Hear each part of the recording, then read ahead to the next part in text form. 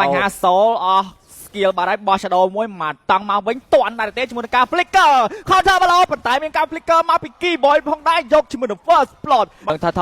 MP មកតាន់ដែរទេជាមួយនឹងការបន្ត ultimate ពីសានដើម្បីបដាច់អូ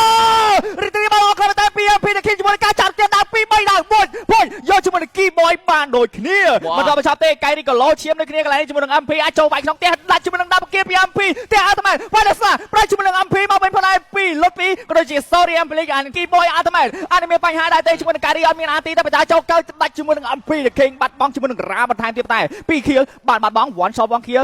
បាទឈុះមួយផាំង keyboard អាចមានបញ្ហាជាមួយនឹងការដំចោះដំឡើងកន្លែងនេះជាមួយនឹងការបាក់ ultimate តរ៉ាប៉ាមួយមកលោកគាត់តែបដាច់ជាមួយនឹង keyboard មានការចោលមកពី CW ប៉ុន្តែពីរះរបស់ Soul គឺបដាច់ជាមួយនឹង CW ក៏មានការចាក់ចោលចាក់ឡើងពីលើ2អាចមានបញ្ហាជាមួយនឹងការបដាច់របស់ CDK រត់ទៀតដែរស៊ីងដកថយបាត់ហើយពីខាងខៃរេអូយ1ដក3មកជីជ្រួម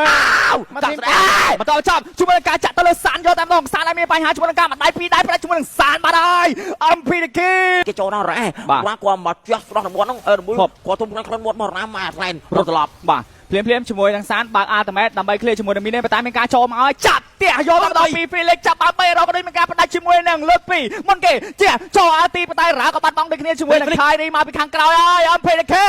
ធ្វើការចាក់ CW មួយបំ killing spree អានឹងយកបានមក clear បានហើយតែជាមួយនឹងការវាយដៃទៅលើសានយកតែម្ដងជាមួយនឹងការបដាច់ជាមួយនឹង Ricky Boy ក៏ដូចជាបាត់បង់ចាបាទចាត់ឆ្កឹះមួយប៉ុន្តែ ultimate អាចចូលដែរទេជាមួយនឹង Boxy ធ្វើការជះបាត់3រកតែម្ដងជាមួយនឹងការដំពី Felix គេមានការរះដែរសិងដាច់ជាមួយនឹង CW ក៏មានការរះយកតែម្ដង keyboard មានបញ្ហាជាមួយនឹងការដកថយ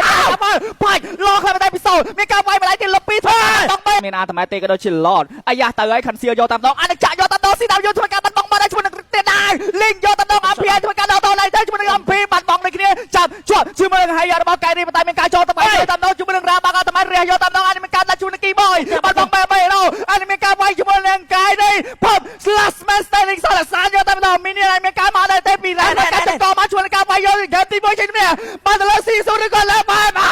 លោកឡើងទៅពី C0 ចេញជំនះហ្គេមទី1បានទៅលើ